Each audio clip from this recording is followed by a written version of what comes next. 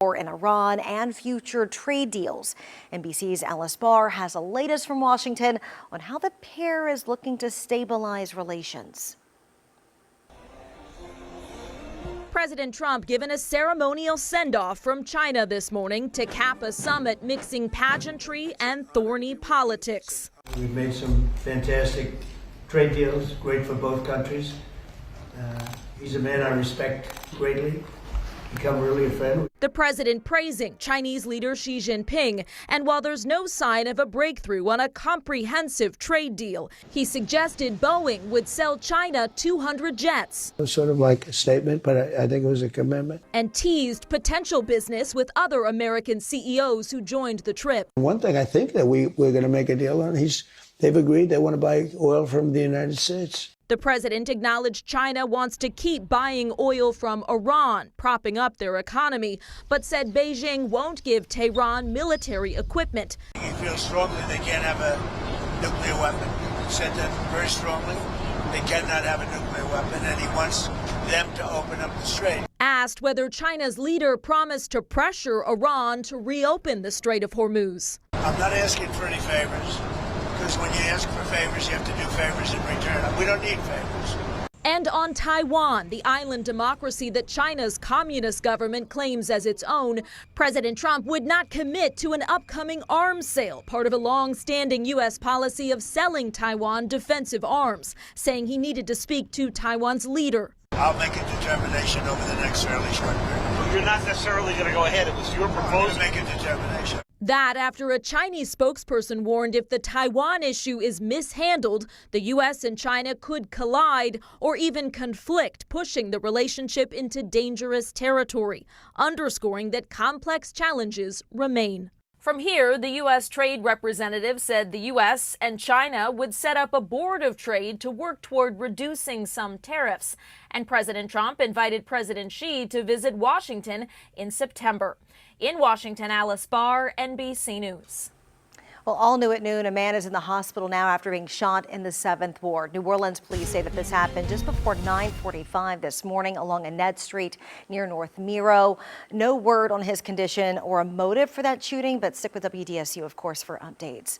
Also new at noon, 2 people are behind bars after a major drug raid in Tangipahoa Parish. Multiple agencies, including Hammond Police and the Tangipahoa Parish Sheriff's Office, along with the Louisiana Division of Probation and Parole, were involved. During the raid on both Booker Road in Hammond and Robertson Road in Tickfaw, fentanyl, heroin, cocaine, kratom were all recovered along with several guns. Alex Rogers and Jesse Osby are now facing multiple possession charges with the intent to distribute. And the Tangipahoa Parish Sheriff's Office is still looking for Jerome Rogers here. He is wanted for similar charges as well as violation of parole. If you know where he is, please call Crime Stoppers. Next at noon, a survivor speaks out. The first-hand account of that terrifying moment after a plane crashed into the ocean. And a massive explosion at a sawmill in Maine. Everything we know so far about this developing situation.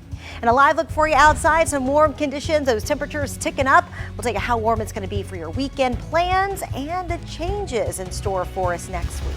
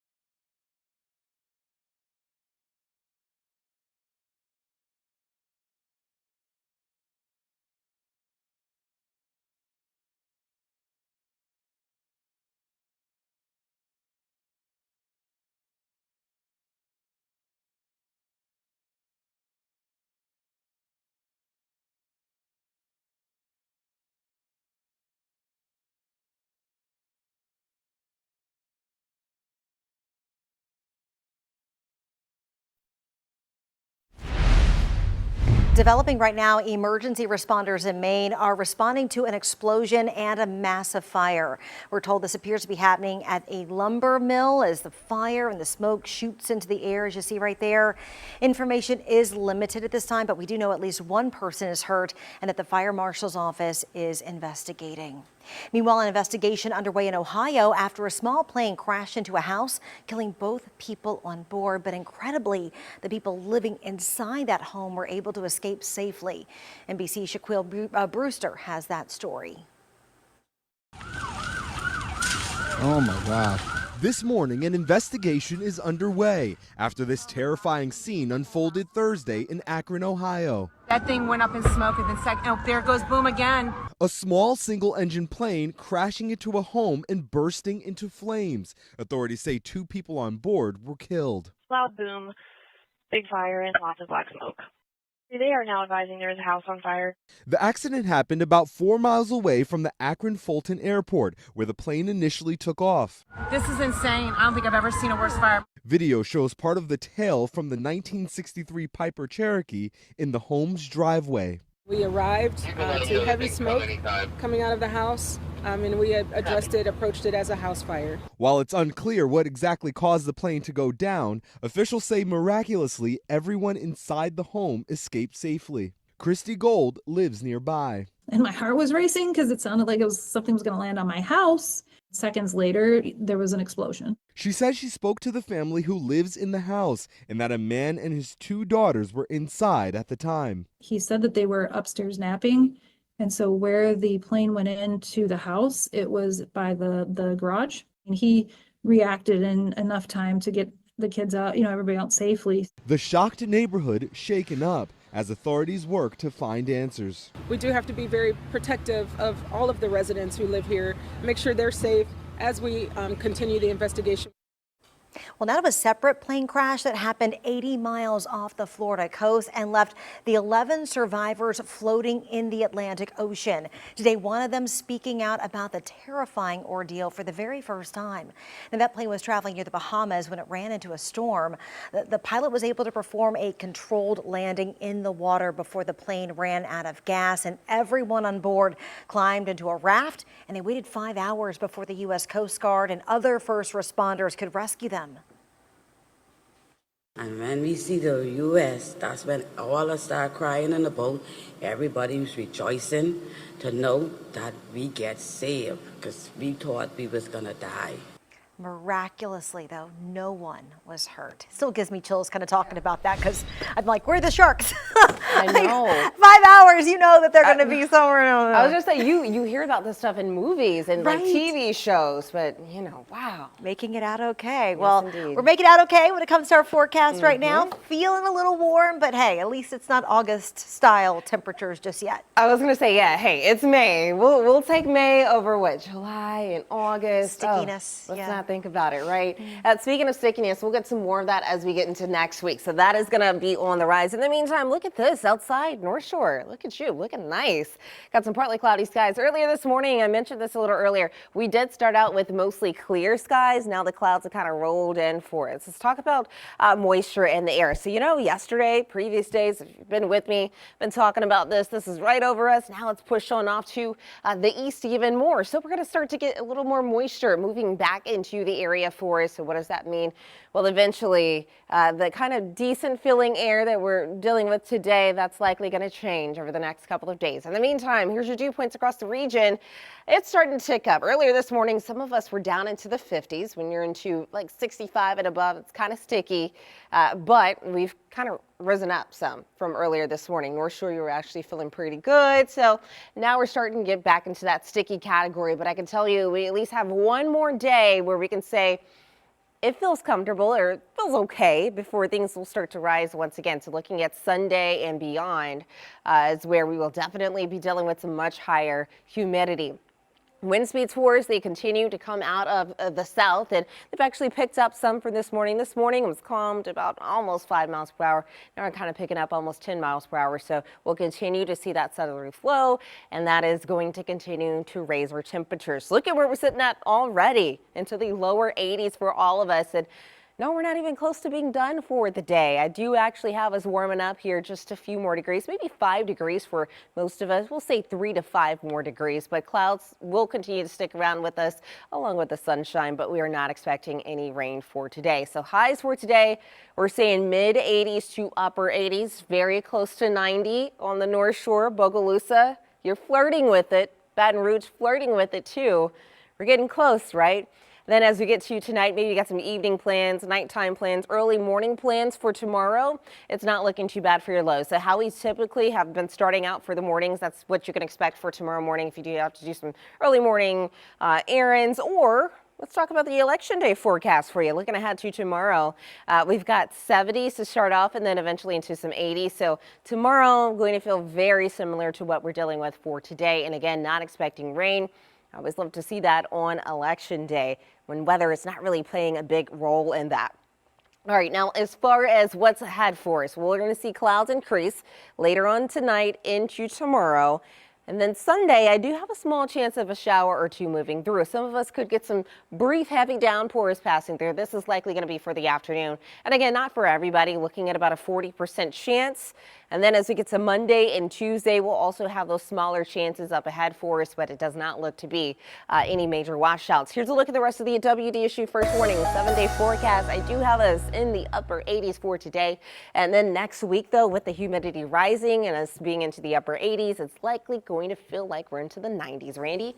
Well, Saints schedule reveal the big games for the black and gold this season and the familiar face helping the team with that big announcement. And grading your water, the parishes with the best and worst systems across the state.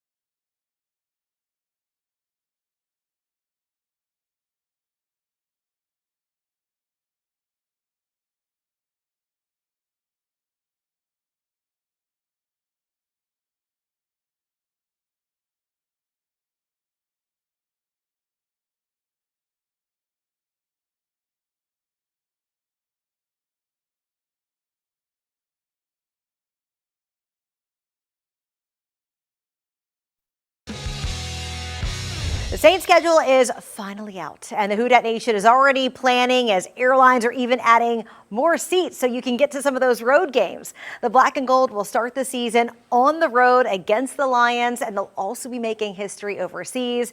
WDSU sports anchor Sharif Ishak is outside the Superdome for us with one of the more controversial topics when it comes to this year's Saints schedule.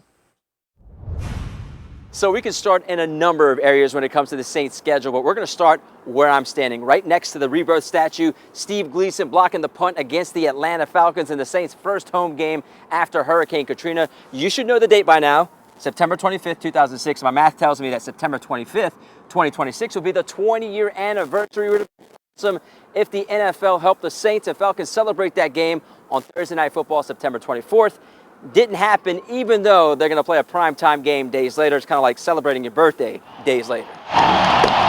The Saints and Falcons will play on Monday Night Football on October 5th, so 10 days after the 20-year anniversary of Dome coming. The Saints won this game in 2006, 23-3. The Saints will start the season on the road for the first time since 2022. They will go to Detroit on September 13th. The Saints will get another tough road game in Week 2 in Baltimore, facing off against Lamar Jackson and the Ravens. The first home game will be against Fernando Mendoza and the Las Vegas Raiders on September 27th.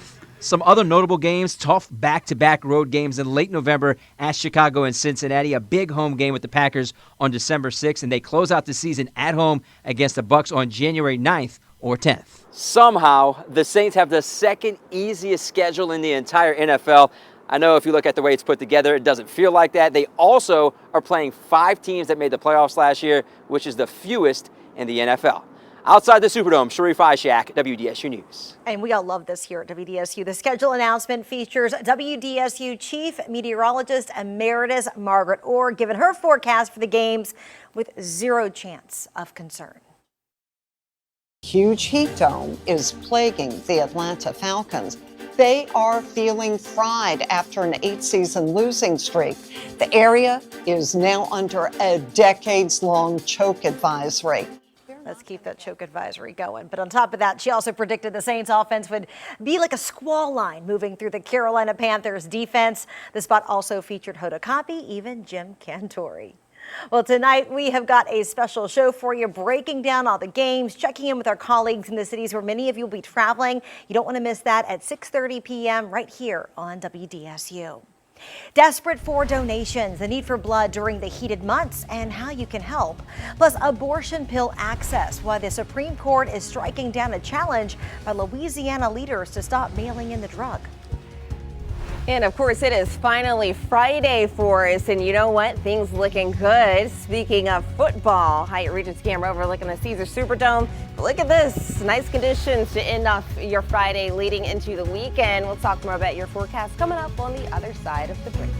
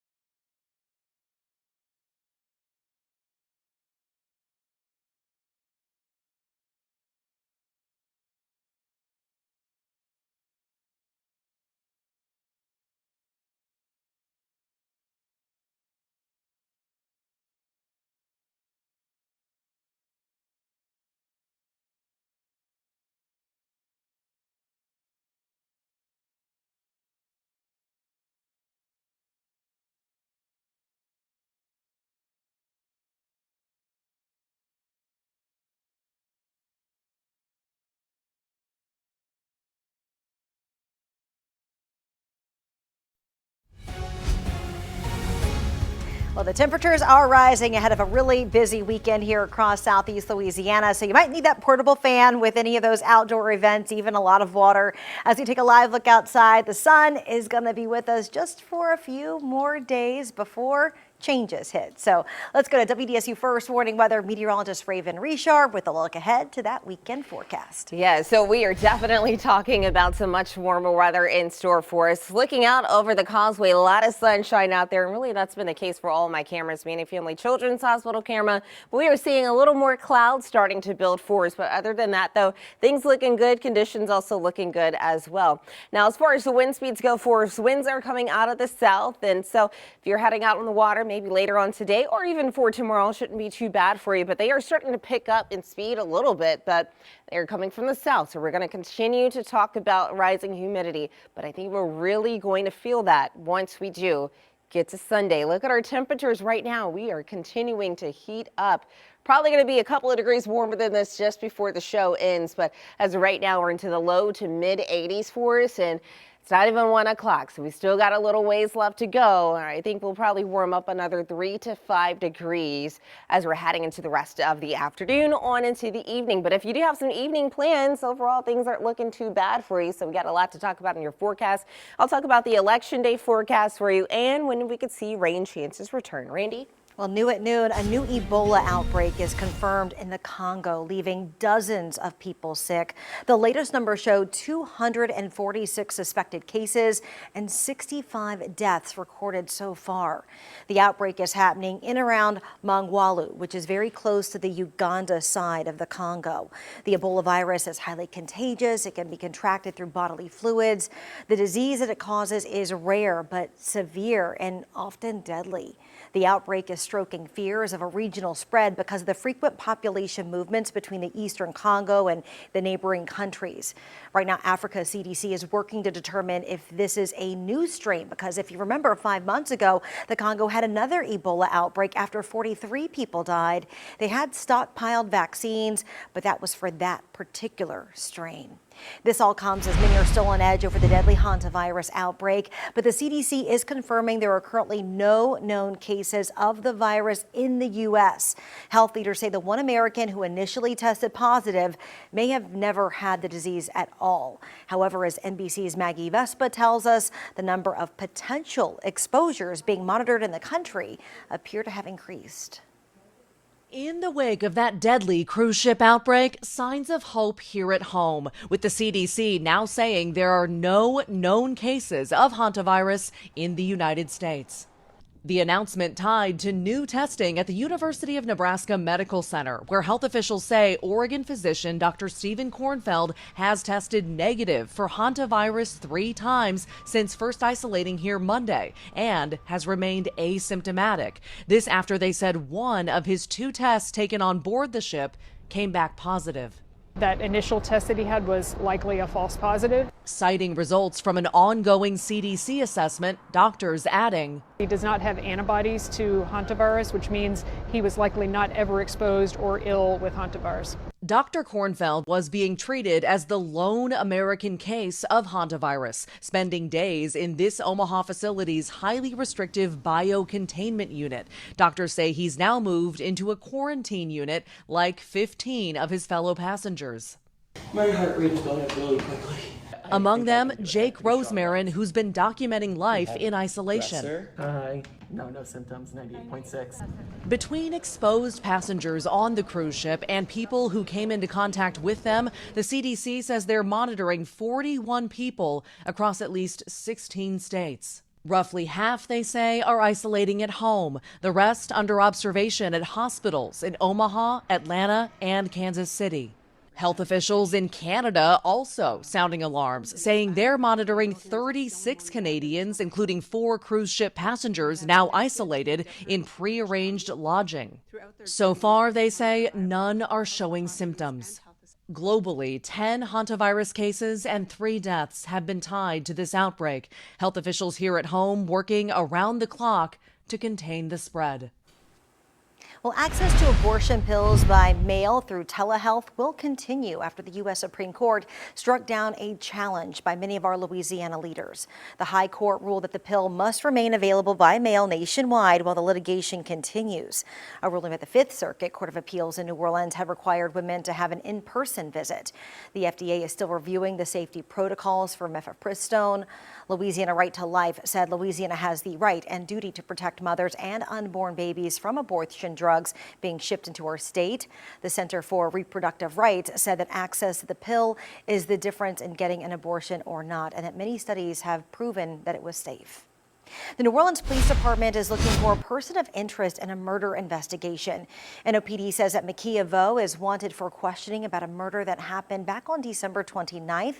They say a man was shot and killed inside of his vehicle along Chef Minter Highway. Right now, she's only wanted for questioning. She's not a suspect or she's not being faced with any charges. But if you know where she is, or Makia, if you're watching, please call either Crime Stoppers or the NOPD. The Louisiana Department of Health is grading water systems across the state, and in New Orleans, the Algiers Waterworks got an A rating, while the Carrollton Waterworks Department received a B. Both systems in Terrebonne Parish got a perfect score, as did St. Charles Parish, and St. John got A's across the board, with 3 of the 4 systems even getting some bonus points. But it's not all great news. The city of Bogalusa got an F, and some subdivision systems in St. Tammany Parish got both F's and D's. To Tangipahoa Parish now, where the sheriff's office is looking for 2 suspects who allegedly stole from a vacant church property, resulting in more than $100,000 worth of repairs. We're told they got away with copper tubing and parts from multiple AC units from the former Harvest Church building along the North I-12 service road in Hammond. This happened around 9 p.m. on April 25th. Take a good look at your screen here. This is the vehicle that investigators believe could be involved. It appears to be a light gold Nissan sedan. So call the Crime Stoppers of Tangipahoa Parish if you know anything about this case, or maybe you know where that vehicle is. Well, in southeastern Louisiana, University